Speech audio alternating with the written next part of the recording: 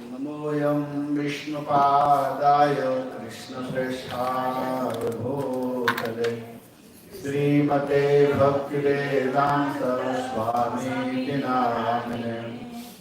नमस्ते सारस्वती देवे गौरवाणी प्रचारिणे निर्विशेष शून्यवादी पाश्चात्य देश सारिणे।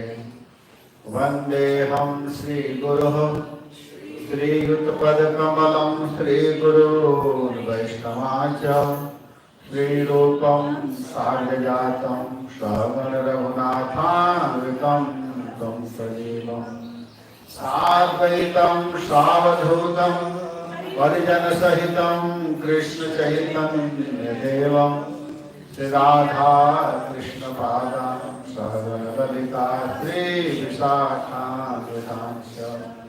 हे कृष्ण करुणा सिंधो दीनबंधो जगत्पते गोपेश गोपिका कांत राधा कांत नमस्तुते।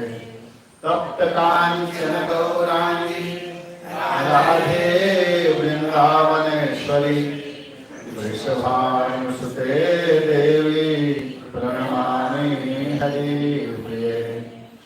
ध्येयं सदा परिभवान्नमभीष्टदोहम् तीर्थास्पदं शिवविरिञ्चिनुतं शरण्यं भृत्यार्तिहं प्रणतपालभवाब्धिपोतं वन्दे महापुरुषते चरणारविन्दम्।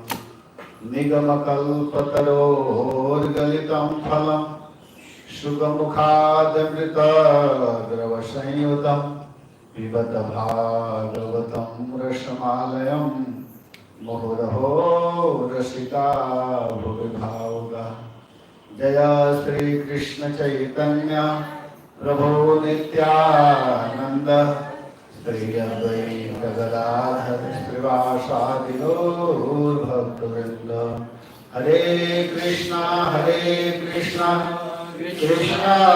कृष्णा हरे हरे, हरे राम राम राम हरे हरे। ओम नमो भगवते वासुदेवाय। ओम नमो भगवते वासुदेवाय। ओम नमो भगवते वासुदेवाय। ओम नमो भगवते वासुदेवाय। ओम नमो भगवते वासुदेवाय।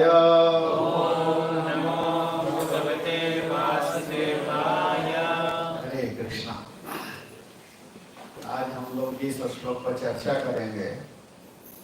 यह श्रीमद् भागवतम के चतुर्थ स्कंध अध्याय 28 और श्लोक संख्या 26 है। तम यज्ञ पशवोनेन संज्ञप्ताये दयालुना थारे छीछदो क्रोधा स्मरन्तो मिवमस्यत। तम यज्ञ पशवोनेन संज्ञप्ताये दयालुना उठारे चीछदो क्रोधा स्मरन्तो मिवमस्यत। तम यज्ञ पशवोनेन संज्ञप्ताये दयालुना उठारै चीछदो क्रोधा स्मरन्तो विवमस्यत।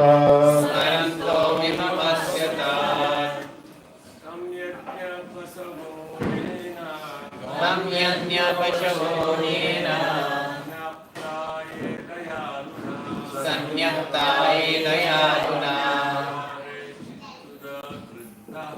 उठारे क्रुद्धा स्मरन्तो विममस्यत। तम यज्ञ पशवोनेन संज्ञप्ताये दयालुना उठारैच्छिच्छिदो क्रुद्धा स्मरन्तो विममस्यत।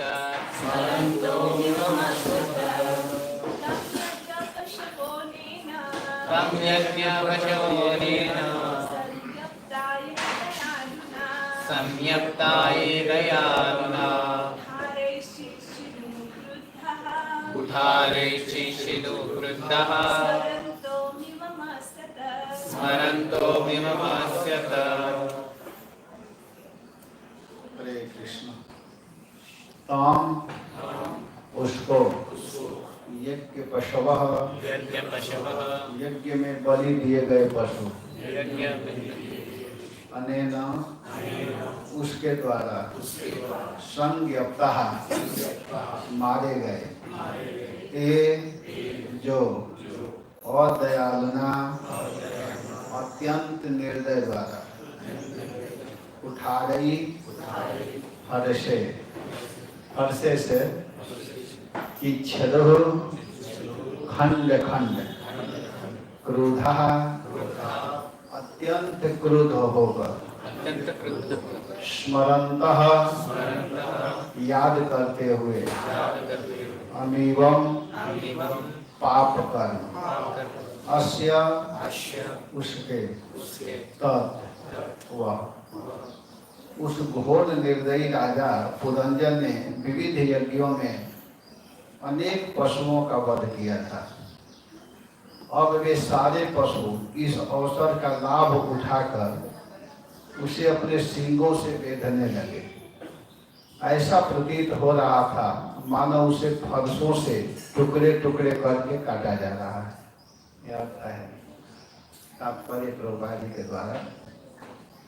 जो लोग धर्म के नाम पर या भोजन के लिए पशुओं का वध करने के लिए ललायित रहते हैं, उन्हें मृत्यु के पश्चात ऐसी ही यातना सहने के लिए तैयार रहना चाहिए। मांस शब्द संकेत देता है कि जिन पशुओं को हम मारते हैं उन्हें अवसर प्राप्त होगा तभी हमें मारें। यद्यपि वास्तव में कोई जीव मारा नहीं जाता, किंतु मृत्यु के पश्चात पशुओं के सींगों से बेधे जाने की पीड़ा का अनुभव होगा। इसे न जानने के कारण ही दुर्बुद्धि लोग निरीह पशुओं का वध करते हैं। तथा कथित मानव सभ्यता में धर्म या भोजन के नाम पर पशुओं के वध के लिए अनेक कसाई घर खोल रखे हैं। जो थोड़े धार्मिक हैं वे मंदिरों, मस्जिदों या यहूदी उपासना गृहों में पशुओं की बलि देते हैं, और जो नीच तथा अधम हैं वे कसाई घर चलाते हैं। जिस प्रकार मानव समाज में यह नियम है कि प्राण के बदले प्राण लिया जाए, उसी प्रकार ईश्वर की व्यवस्था के अनुसार एक जीव का दूसरे के ऊपर अपना अधिकार जताना वर्जित है। परम पिता के अनुसार प्रत्येक प्राणी को जीवित रहने की स्वतंत्रता मिलना चाहिए। भगवान सदा से पशु वध का चाहे धर्म के लिए अथवा भोजन के लिए तिरस्कार करते आए हैं। भगवद गीता में भी वर्णन किया गया है। भगवान बोले हैं, तानहम विशतः गौरांग संसारेषु नराधमान कृपाम्य जस्र वसुभान आसुरी से स्वयं। जो लोग ईर्ष्यालु और दुष्ट हैं वे मनुष्यों में अधम हैं, और वे मेरे द्वारा विभिन्न आसुरी योनियों में इस भव सागर में फेंक दिए जाते हैं। पशु हत्यारों विशतः को जो अन्य जीवों तथा ईश्वर से द्वेष रखते हैं अंधकार में डाल दिया जाता है। वे जीवन के उद्देश्य को कभी नहीं समझ पाते। इसकी व्याख्या आगे का श्लोकों में की गई है। तो इस प्रकार तात्पर्य प्रभुपाद जी ने वर्णन किया है। इसको पुरंजनो उपाख्यान के नाम से हम लोग जानते हैं। यह पुरंजन उपाख्यान है। भागवत के चतुर्थ स्कंद के 25 अध्याय से लेकर के 25, 26, 27, 28 और 29 5 अध्याय में इसका बृहद रूप से वर्णन किया गया है। नारद जी ने बहुत सुंदर इस कथा को सुनाया है। प्राचीन बरही को सुनाए हैं नारद जी।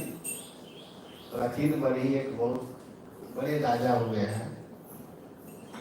प्राचीन बरही यज्ञ करते थे, बहुत बड़ा बड़ा यज्ञ,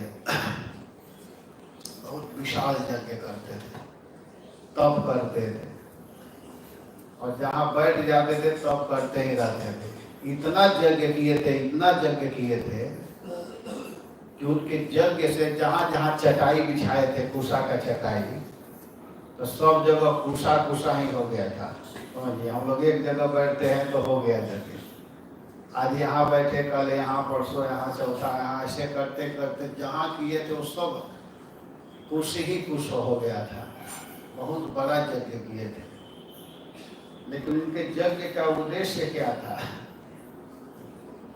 सुख पूर्वक जीवन बिताना, आनंद से रहना। एक दिन नारद जी आए। नारद जी बहुत अच्छे महात्मा हैं। नारद जी सबका हित करना चाहते हैं। नारद जी को लोग कहते हैं कि झगड़ा लगाने वाले हैं, लेकिन नहीं। वास्तविक अर्थ है कि नारद जी ही सबको भगवान की भक्ति में जोड़ते हैं। येन केन प्रकारेण, किसी भी तरह से जीवों को भगवान के भक्ति में नारद जी जोड़ते रहते हैं। कोई भी क्यों न हो, देवता, असुर, कोई भी हो, सबको भगवान से जोड़ना चाहते हैं। असुरों का भी हित करना चाहते हैं नारद जी, सबका हित करना चाहते हैं। तो नारद जी वहां पर आए और आ करके प्राचीन बरही से कहे कि तुम ये सब क्या कर रहे हो, ये किस लिए कर रहे हो, बताओ तुम्हारा क्या उद्देश्य है, तुम इन कामों को कर करके क्या प्राप्त करना चाहते हो। इस जीवन को सुखमय बनाना चाहिए, किंतु तुम जो काम कर रहे हो इससे दुख मिलने वाला है, सुख मिलने वाला नहीं है। तो राजा कहते हैं कि महात्मा, हे नारद जी, मेरी जो बुद्धि है सकाम कर्मों में उलझी हुई है। मैं कर्म कर रहा हूँ, सकाम कर्म कर रहा हूँ, अतः मुझे अपने जीवन के चरम लक्ष्य का ज्ञान नहीं रह गया कि मेरे जीवन का चरम लक्ष्य क्या है। सकाम कर्म से मैं युक्त हूँ, अतः आप कृपा करके मुझे विशुद्ध ज्ञान दीजिए। मैं विशुद्ध ज्ञान प्राप्त करना चाहता हूँ। मैं कैसे, किस कार्य से इस सकाम कर्मों से छुटकारा पा सकूं। इस प्रकार की बात जब कहे तो नारद जी फिर बताएंगे, कह रहे हैं कि आप बताइए हमको। तब यहाँ पर नारद जी कह रहे हैं कि ठीक है, तुम सकाम कर्म किए हो, लेकिन देखो इससे क्या हो रहा है कि तुम आकाश की ओर देखो। इशारा कर रहे हैं। नारद जी सब दिखा देते थे, सबको एकदम प्रत्यक्ष सामने दिखा देते थे कि देखो ये हो रहा है, ऐसे हो रहा है। मेरी रानी के ऊपर कृपा की, कितने लोगों के ऊपर, वाल्मीकि जी के ऊपर कृपा किए, नारद जी कितने लोगों का उद्धार किए, कल्याण किए। बड़े सहज भाव से दिखा देते थे, समझा देते थे। बहुत ज्यादा कुछ नहीं करना था, उनको समझाने में देर नहीं लगता था। चित्रकेतु महाराज को समझा दिए, वो हाय हाय कर रहे थे, बेटा के लिए रो रहे थे, तुरंत नारद जी जीवित कर दिए। बेटा खड़े हो जाओ। चित्रकेतु महाराज जो रो रहे थे, वो लड़का खुद उपदेश करने लगा कि आप मेरे लिए क्यों रो रहे हो, आप एक बार मेरे पिता बने हो, मैं कितने बार बना। बहुत कुछ उपदेश किए। तो नारद जी सबका कल्याण किए। तो सीधे प्राचीन बरही को नारद जी दिखाए, आकाश को देखो। तो क्या देख रहे हैं कि जितने पशुओं का वध किए हैं, यज्ञ करने में सकाम कर्म से युक्त होना पड़ता, तो कुछ लोग पशु का बलि देते, लेकिन वास्तव में बलि देने का विधान नहीं है। वेदों में वर्णन है, बलि देने का विधान नहीं है, लेकिन वे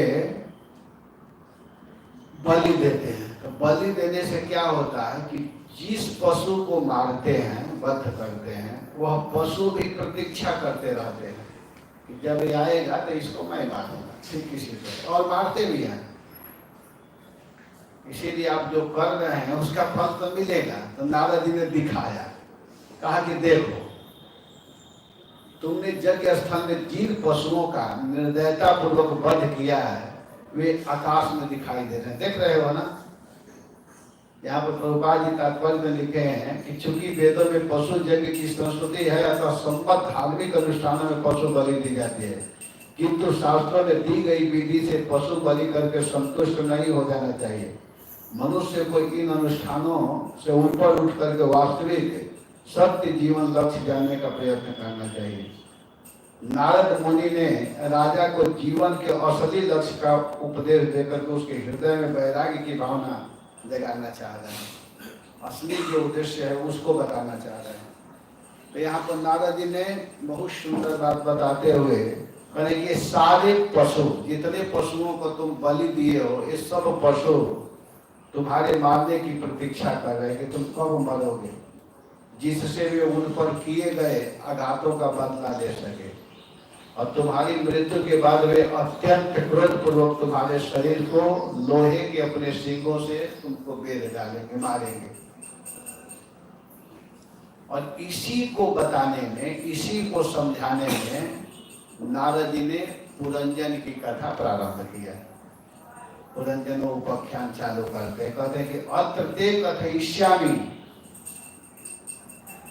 अत्र ते कथयिष्येमो इतिहासं पुरातनम पुरंजनस्य चरितम निबोधगतो मम। इस संबंध में, इस विषय में मैं एक प्राचीन इतिहास सुनाना चाहता हूँ जो पुरंजन नामक राजा के चरित्र से संबंधित है, और इसको तुम ध्यान दे करके सुनो। पुरंजन नामक राजा का यह चरित्र है। तो पुरंजन के विषय में अब सुनाते हैं, पुरंजनो उपाख्यान। तो इसमें वर्णन करते हुए कहते हैं कि देखिए,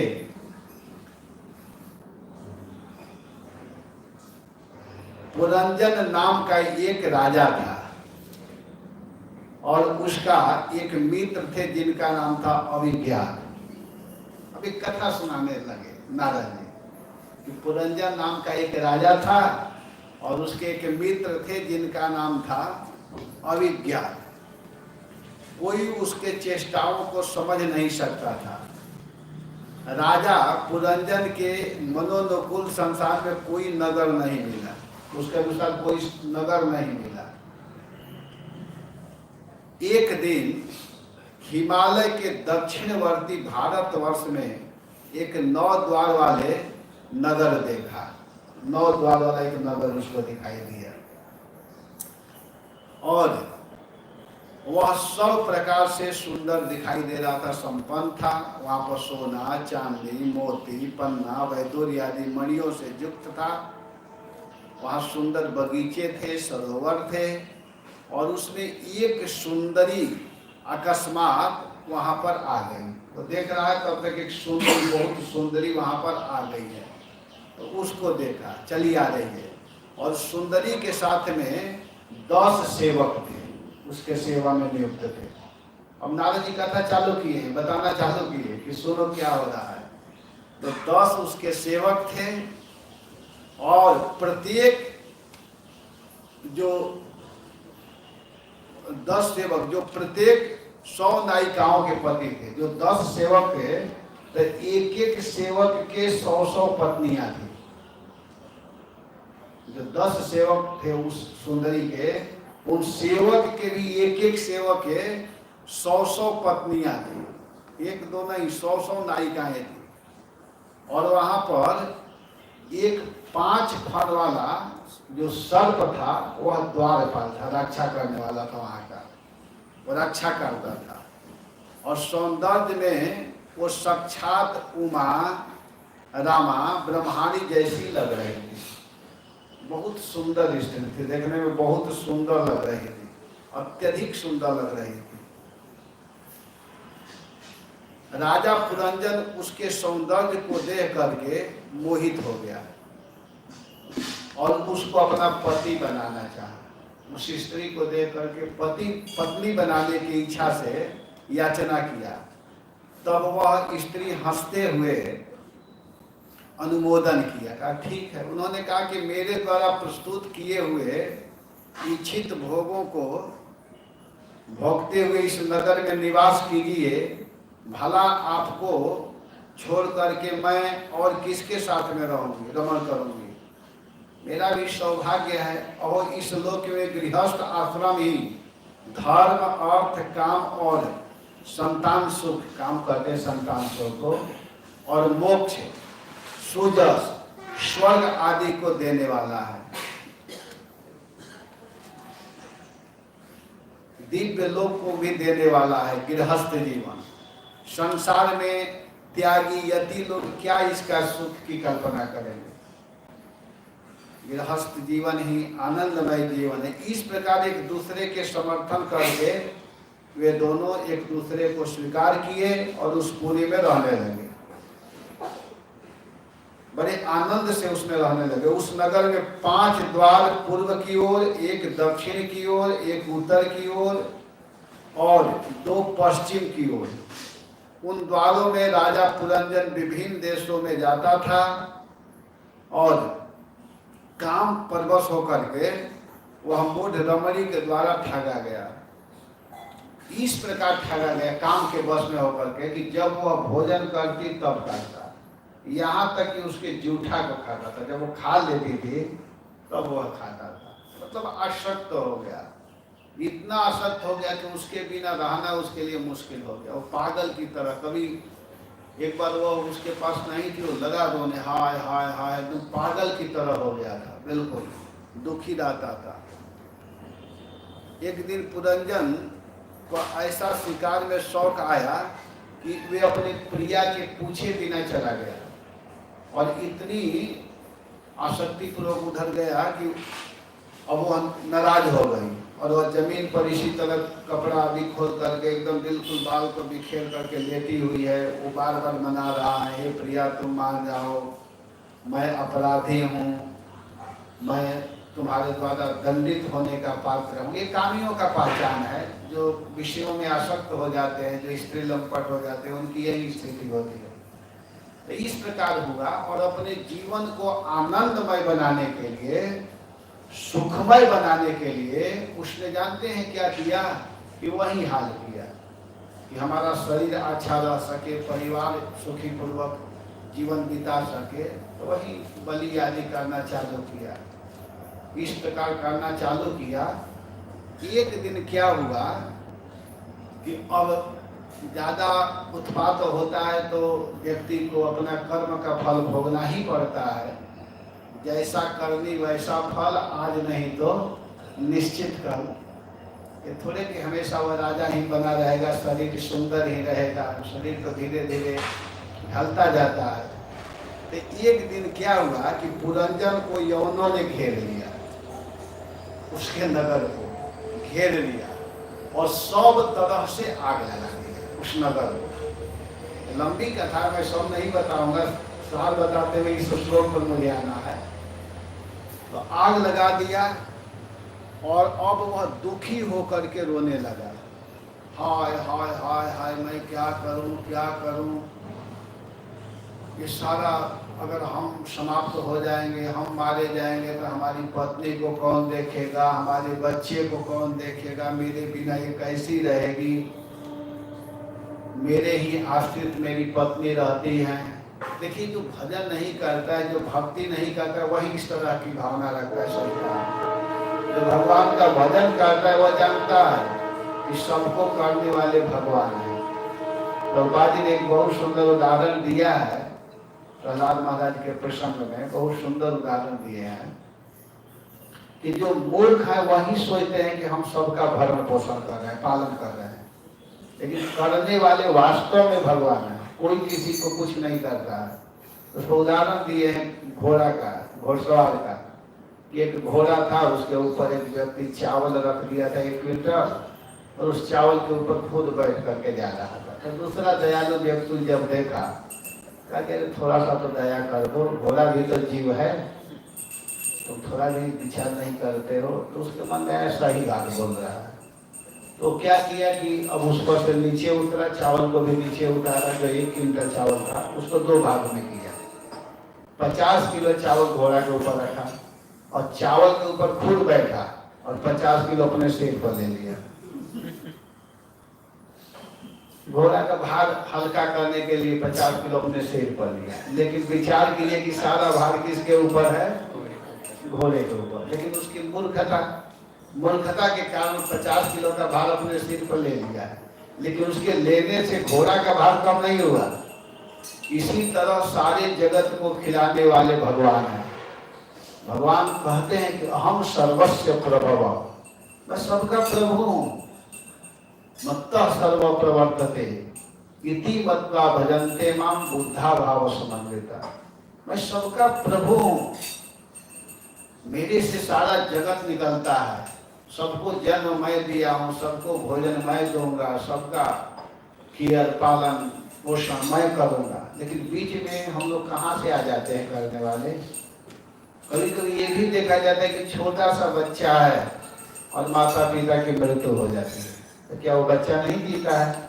उसकी जितना जीवनी है, जीवन है, उतना वो रहता है और आनंद से जीता है। लेकिन यह मूर्ख पुरंजन विचार कर रहा है कि हाय हाय, मेरे जाने पर पत्नी को कौन देखेगा, पत्नी कैसे रहेगी, बड़ा शोक कर रहा है। अगर ज्ञान की दृष्टि से देखा जाए, यद्यपि ज्ञान की दृष्टि से शोक करना उचित नहीं था, उचित नहीं था शोक करना, परंतु फिर भी वह मूर्ख इस प्रकार शोक कर रहा था।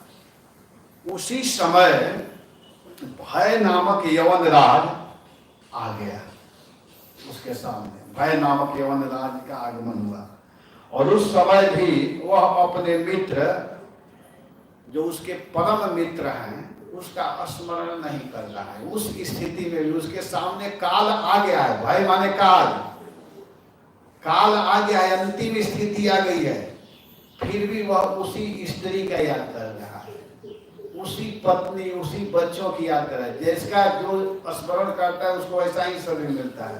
अब शरीर छोड़ेगा, स्त्री बनेगा वो।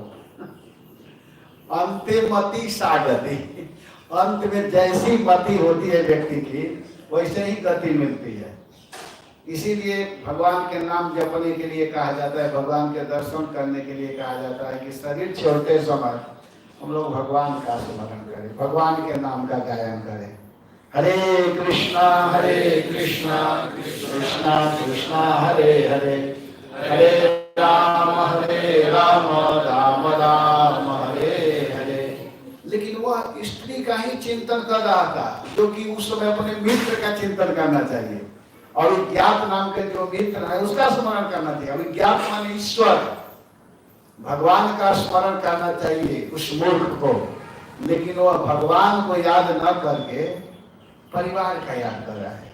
आजकल भी यही होता है कि मरते समय भी लोग अपने बच्चों को, पत्नी को, स्त्री को, लड़की को और ऐसे करते हुए रोते हुए मर जाते हैं। जब पता है कि अब 1 घंटा 1.5 घंटा में हम मरने वाले हैं, चलो ठीक है, सारा जीवन भजन नहीं किए कोई बात नहीं, लेकिन अब क्लियर पता है कि अब हम शरीर छोड़ेंगे, बचने वाले नहीं, तो उस समय तो भगवान का नाम ले लो। लेकिन यह आसक्ति, मोह है, ये वही कारण। आसक्ति और मोह जो है वह व्यक्ति को भजन नहीं करने देता है। और इससे कब छुटकारा पाएंगे, मोह कब नहीं होगा, आसक्ति कब नहीं होगी, जब हम बार बार श्रवण करेंगे। श्रवण कीर्तन जल करया सचन, जब बार बार श्रवण करेंगे, जब बार बार कीर्तन करेंगे, जब बार बार वैष्णव के बीच में बैठेंगे, भगवान का दर्शन करेंगे, तब इन सबसे वैराग्य होने लगेगा और फिर हम भगवान को प्राप्त कर सकते। क्योंकि हमारे वास्तविक सुहृद भगवान है, हमारे वास्तविक माता पिता सब कुछ भगवान है। उस भगवान को हम भूल चुके हैं, अपने परम मित्र को, परम सुहृद को भूल चुके हैं। अपने परम मित्र को भूल करके वह जो संसार में फंसाने वाला है उसका याद कर रहा था,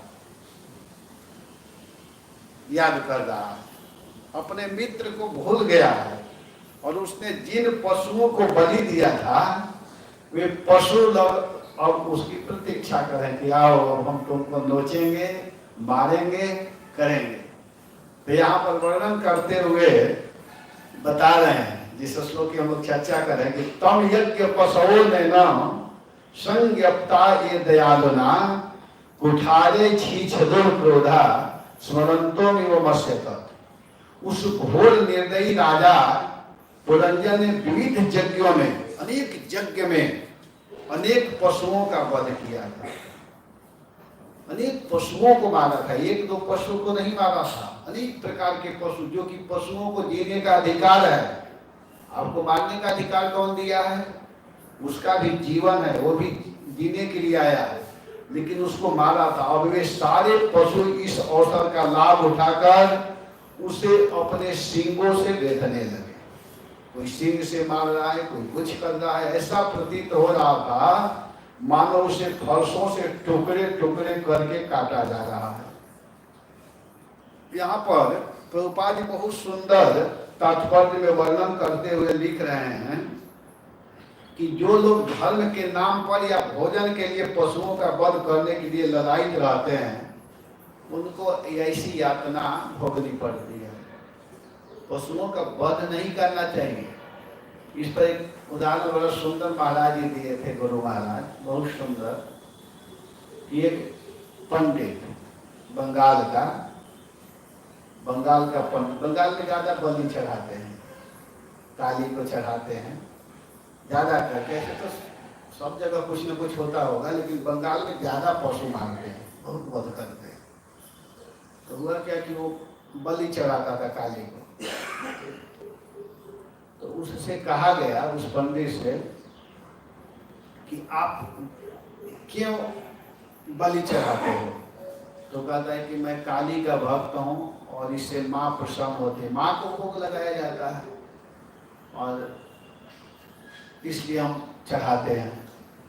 तो उससे कहा गया कि अच्छा। तो अब वो चढ़ाता था, प्रत्येक साल चढ़ाता था। धीरे धीरे धीरे धीरे अब उसका उम्र ज्यादा हो गया, तो एक दिन वह मिला। तो उससे पूछा गया कि अभी भी चढ़ाते हो? तो कहा कि नहीं, अब नहीं चढ़ाता। तो कहा क्यों नहीं चढ़ाते हो? तो मेरा दांत नहीं है। तुम्हारे दांत से क्या लेना देना है? तुम्हारे दांत से क्या लेना देना है देवी को? अभी आपको नहीं पता है, भोग लगेगा ताकि उसका प्रसाद कौन खाएगा? तो प्रसाद व्यर्थ में चला जाएगा ना, इसलिए अब नहीं चढ़ाते। तो इसका मतलब वो काली को नहीं चढ़ा रहा था, वो अपने को चढ़ा रहा था। जब तक दांत था तब तक तो बलि चढ़ाता था, खाता था। अब देख लिया कि अब दांत काम करने वाला नहीं है, तो अब हम क्यों चढ़ाएंगे? ये वास्तव में मूर्खता है। देवी को अगर कोई भोग लगाए, ऐसे ही मिठाई चढ़ा दे तो खुश हो जाएगी। तो मैं बार बार, जहाँ पता नहीं है वो देवी नाराज होती है कि खुश होती है, मुझे पता नहीं है, लेकिन भाई जब ये प्रसंग ये सब कथा करता हूँ तो ये कहना पड़ता है कि एक बार मैं गुवाहाटी गया था, कामाख्या देवी के मंदिर में। मैं जा नहीं रहा था, लेकिन जिनके यहाँ प्रोग्राम करने गया था वो कहे कि प्रभु जी चलिए दर्शन कर लीजिए। तो मैं कहा कहाँ? कामाख्या देवी। चलो, तो मैं गया। प्रभु आप लोग विश्वास करना, सही बात है, मैं गया वहाँ। पहले तो हमारा मन लग नहीं रहा था जाने में, लेकिन मैं चला गया। कहा कि चलो भाई कह रहा है, वो भक्त है, परम पूज्य जय पताका महाराज दो शिष्य हैं। चलिए, तो मैं गया। जब भीतर गया देवी के पास, पहले से ही हमको अच्छा नहीं लग रहा था, लेकिन जब वहां गया तो मैं देखा कि भैंसा काटा हुआ है, एकदम उसका एकदम रखा हुआ है, बकरा काटा हुआ रखा हुआ है, ऐसे ऐसे बर्तन में। मेरा देख करके दिमाग खराब हो गया। और जब वहाँ माला वाला चढ़ा रहे थे, फूल वूले सब, तो पहले तो मैं कुछ चढ़ाया ही नहीं। और पंडा मुझे तिलक देने के लिए चला, तो मैं उसको हटा दिया, हटो हमको तिलक नहीं देना है। पहले तो तिलक नहीं दिया, वहाँ से जल्दी निकला और आ करके आप लोग विश्वास नहीं करेंगे, 1.5 घंटा कम से कम मैं पानी से जितना वस्त्र पहना था वस्त्र सहित स्नान करता रहा। मेरा सिर में इतना दर्द हुआ, इतना दर्द कि 1.5 घंटा तक स्नान करता रहा। इसके बाद मैं फिर जैसे तैसे निकला और वृंदावन फोन किया, तो मेरे साथ एक ब्रह्मचारी बच्चा रहता है, विश्व नारायण। उसको कहा कि अरे मैं आज गया था। क्यों आप गए? और इसके बाद मैं मन ही मन का कि हे देवी, अब दोबारा बताओ मेरे पास बुलाना। वहाँ पता नहीं ये सब कैसे इन लोगों को मन लगता है इन सबों में। यहाँ पर वर्णन करते हुए प्रभुपाद जी कह रहे हैं कि उन्हें मृत्यु के पश्चात ऐसे ही यातना सहने के लिए तैयार रहना चाहिए। मांस शब्द संकेत देता है कि जिन पशुओं को हम मारते हैं उन्हें अवसर प्राप्त होगा कि वे हमें मारे, ऐसा अवसर प्राप्त होगा। दुर्बुद्धि लोग निरीह पशुओं का वध करते जाते हैं।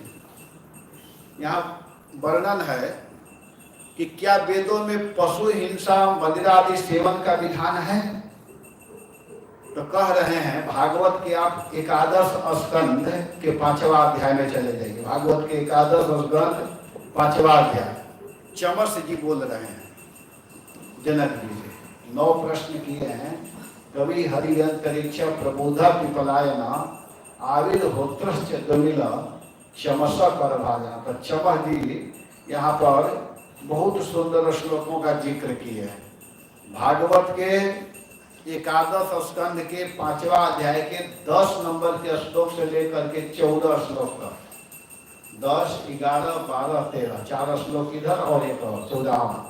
तो उसमें वर्णन करते हुए कह रहे हैं कि सर्वेषु सस्वतनुभृत्य स्वस्थितम यथा क्षमात्मानाम अभीष्टमीश्वरम वेदोपगीतम चनफृण बुद्धा मनोरथानां प्रवदन्ति वार्तया लोके विवाया विसमद्य सेवा नित्यास्तु जंतो नहीं तत्र चोदना व्यवस्थितेस्तु सविवाह यज्ञ सुराग्रहेरासु निवृत्तिरिष्टा धनम च धर्मैक फलम यथो वै ज्ञानम सविज्ञान मनु प्रशांति गृहेषु युज्यन्ति कलेवरस्य मृत्युम न पश्यन्ते दुरंत वीर्यम। और अंत में कहते हैं कि गृहेषु युज्यन्ति कलेवरस्य मृत्युम न पश्यन्ते दुरंत वीर्यम यद घ्राण भक्षो विहितः सुराया तथा पशोरा लंभनम च हिंसा पशोरा लंभनम न हिंसा एवं विवाया प्रजया नरत्या एवं विशुद्धम न विदुः स्वधर्मम। यहाँ पर कह रहे हैं चमस जी कि वेदों ने इस बात को बार बार दोहराया है। क्या दोहराया है कि भगवान आकाश के समान नित्य निरंतर समस्त शरीरधारियों में स्थित है, किंतु कुछ अज्ञानी लोग इस वेद वाणी को ही सुनते नहीं तथा अर्थवादी निरर्थक प्रलाप में पड़े रहते हैं। संसार में देखा जाता है, क्या देखा जाता है कि मनुष्य की स्वाभाविक प्रवृत्ति तमोगुण जैसे मैथुन मांस और मध्य की ओर है, स्वाभाविक देखा जाता है कि उनका आसक्ति मैथुन मांस और मध्य की ओर है ही, तब उसका विधान करने की वेद को क्या आवश्यकता है। अतः मनुष्य के उच्छृंखल प्रवृत्ति का नियंत्रण तथा मर्यादा में स्थापित करवाने हेतु देखते हैं कि ये लोग स्वाभाविक इनकी रुचि है, तो मर्यादा में रह सकें, मर्यादा में रखने के लिए विवाह यज्ञ और सौत्रामणि यज्ञ द्वारा विषय सेवन की व्यवस्था है। वास्तव में इन विषयों की ओर से हटाना ही वेद श्रुति का विषय है। ये करने के लिए नहीं कहा गया है कि तुम विवाह करो तो दिन रात भोग भोगते रहो, यज्ञ करना है तो उसमें बस बलि चढ़ाओ, ये नहीं है। उसमें से हटाने के लिए सब किया गया है। सौत्रामणि यज्ञ में भी सूरा मदिरा को पिलाने का विधान नहीं है, सुंघाने का विधान है कि अब वहां ले जाइए और सुंघा करके हटा देंगे, पीने का नहीं। यज्ञ में पशु का आलंबन अर्थात स्पर्श मात्र ही विहित है, हिंसा नहीं, उसको हिंसा नहीं करना है। उस बलि को ले जाकर के वहां स्पर्श कराइए, बस देवी को दीजिए, देवी तो खाती है नहीं, और फिर उसको छोड़ दीजिए, ये विधान है। इसी प्रकार विवाह भी जो है, जो विवाह हम लोग करते हैं, अपने पत्नी से विवाह करते हैं, तो धर्म पत्नी के साथ मैथुन की आज्ञा भी धार्मिक परंपरा की रक्षा के लिए किया गया है। धार्मिक परंपरा, वंश परंपरा चल सके, धर्म के अनुसार पुत्र की उत्पत्ति हो, इतना ही उनके साथ संतान उत्पन्न करने के लिए दी गई है, न कि विषय भोग के लिए। अगर कोई स्त्री के इच्छा के विरुद्ध अगर भोग भोगता है तो वो भी एक हिंसा है। आप उसको हिंसा कर रहे हैं तो वो नहीं करना है, कदापि नहीं। परंतु जो लोग अर्थवाद और वचनों में फंसे हैं, विषयी हैं, वे अपने इस विशुद्ध धर्म को जानते ही नहीं हैं। वे लोग नहीं जानते। जैसे गृहस्थ लोग विवाह कर लिए तो सोचते हैं बस हमारा लाइसेंस बन गया, ऐसा कुछ नहीं है। वैसे ही कहा गया है कि सूरा वहाँ ले जा करके चढ़ाना है, बलि को ले जाना है, तो लोग सोचते हैं कि बस हमको खाने के लिए कहा गया है, बलि चढ़ाओ और खाते रहो, तो इसके लिए नहीं कहा गया है। अतः ऐसे लोगों का वचन एवं आचरण कभी भी अनुकरणीय नहीं है। जैसे कुछ लोग कहे कि नहीं, देवी को बलि चढ़ाने का विधान है, सूरा चढ़ाने का विधान है करने का, तो वो अनुकरणीय नहीं है, इसको नहीं मानना चाहिए, ऐसा नहीं है। तो ये बताया जा रहा है। इसके बाद में फिर कहते हैं कि वे धोखे में पड़े हुए लोग पशुओं की हिंसा करते हैं और मरने के बाद वे पशु ही उन दुष्ट मनुष्यों को मारने वाले को खाते हैं, यही उनकी दुर्गति है। ऐसा करते हैं तो होता क्या है कि जो पशुओं का वध करता है, जो पशुओं को मारता है, तो पशु ही क्या करते हैं कि यहाँ पर प्रश्न होता है कि जो मनुष्य पशुओं और जीवों की हिंसा देव बलि के नाम पर अपने जिह्वा रसनेन्द्रिय के सुख के लिए करते हैं, मरने के बाद उस मनुष्य की क्या गति होती है, प्रश्न है। जो मनुष्य बलि चढ़ाते हैं, हिंसा करते हैं, तो मरने के बाद उसकी क्या गति होगी? तो उसकी गति यही होगी कि वह जब व्यक्ति मरेगा तो उसको वही पशु लोग खाएंगे, मारेंगे। ऐसी स्थिति है। लोग करते क्या है कि अपने शरीर को सुंदर बनाने के लिए, मजबूत करने के लिए, कुछ लोगों को बता दिया गया है कि तुम मांस खाओगे ना तो तुम्हारा शरीर बहुत अच्छा रहेगा, तुमको कोई रोग नहीं होगा, कोई दुख नहीं रहेगा, बड़ा सुंदर दिखाई दोगे। तो अपने को सुंदर बनाने के लिए, अच्छा बनाने के लिए लोग पशुओं की वध करते हैं, मारते हैं। आजकल जो क्रीम, एक से एक क्रीम बना है ना, अपने मंदिर वाला ही प्रयोग करना चाहिए, जो गाय के द्वारा बना हुआ है। जो जितना महंगा होता है, मैं सुना हूँ, उतना ही उसमें पशुओं का वध किया हुआ चीज उसमें मिलाया जाता है, वो और चिकना बनाता है। तो ये भी एक हत्या है, ये भी एक पाप है। यहाँ पर भागवत के 10वें स्कंद के 10वां अध्याय के 9वें नंबर के श्लोक में भी नारद जी कहते हैं, किसको कहते हैं? उन लोगों को श्राप देना है, नल कुबर और मणिग्रीव को। तो कहते हैं कि लोग अपने देह को सजाने के लिए हन्यन्ते पशवो यत्र, निर्दयी, निर्दयता पूर्वक बहुत से पशुओं का वध करते हैं। अजितात्मा भी बहुत पशुओं को मारते हैं। मन्य मानई इमं देहम अजराम मृत्युनश्वर, अपने देह को सही करने के लिए सोचते हैं कि हम नहीं मरेंगे, हमारा शरीर बिल्कुल सही रहेगा, इसलिए बहुत पशुओं का वध करते हैं। ये धन की कमी बताते हुए नारद जी प्रवचन दे रहे हैं कि धनियों में 15 दोष स्वाभाविक होता है। धन में 15 दोष है कि जीवों की हत्या करते हैं। धन ज्यादा हो जाता है तो पशुओं का वध करते हैं, जीवों को मारते हैं, दूसरे से स्पर्धा रखते हैं, ईर्ष्या करते हैं। तो किस लिए वध करते हैं, किस लिए मारते हैं? कि मेरा शरीर सुंदर रहे, मेरा शरीर अच्छा रहे। उनको ये पता नहीं को भी मरेंगे। एक नेता था, अब नहीं है, उसकी मृत्यु हो गई है, मैं महाराज से सुना था, नाम नहीं लेना चाहता हूँ नहीं तो सबका दिमाग उस पर चला जाएगा। बहुत प्रसिद्ध नेता, अब नहीं है। वो क्या करता था कि जो छोटे छोटे पक्षी होती है ना, छोटी छोटी पक्षी, तो जैसे हम लोग मौसमी आदि का जूस बनाते हैं ना, वैसे ही वो पक्षियों को जीवित, जिंदा यानी कि मार करके उसके ऊपर से जीवित अवस्था में हटा करके, और ऐसे छोटे छोटे पक्षी ऐसे करके उस मशीन में ऐसे दबाता था। उसके नौकर थे, दबाते थे तो थोड़ा सा उसमें से कुछ निकलता था। ऐसे करके एक गिलास बनाने के लिए कितने पशुओं को मार करके और रोज उसको पीता था। बताइए, तो क्या आज वो मरा कि नहीं? और मरा होगा तो क्या उसको स्वर्ग मिला होगा? बताइए, विचार करिए, अपने से ही समझ में आना चाहिए। यह बहुत बड़ा गड़बड़ी है। आगे की चर्चा हम कल करेंगे। हरे कृष्णा, जय श्री प्रभुपाद। क्योंकि ये सब कथा जो है ना, प्रसंग बड़ा सुंदर है, लेकिन ठीक है, समय हो गया ना, हो गया। हरे कृष्ण, जय श्री प्रभुपाद।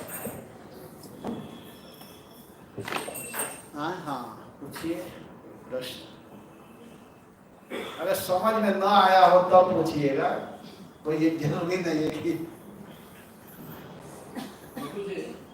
हम बचपन से लेके बुढ़े होने तक का हम भक्ति नहीं करे हैं, भक्ति नहीं किए हैं, तो अंत में हमको किसी का भक्त का हमको असंग मिला और भगवान का स्मरण करने का हमको अवसर मिला, तो हमको मुक्ति मिल जाता है। हाँ, अंत में भी अगर भक्त संग किए, जीवन भर नहीं कर पाए, किसी कारणवश नहीं हो पाया, और अंत में साधु का संग मिला। लौ मात्र साधु संग सर्व सिद्धि है, कहा गया है ना कि थोड़ा भी साधु का संग मिल गया आपका कल्याण हो जाएगा। लेकिन साधु संग उसी को मिलता है जिसका पूरे सुकृत जुटा रहता है। ऐसे नहीं कि सबको मिल जाएगा, तो होता है। मैं बोला ना कि अंते मति सागति, अंत में आपकी जैसी मति होगी वैसे ही गति होगी।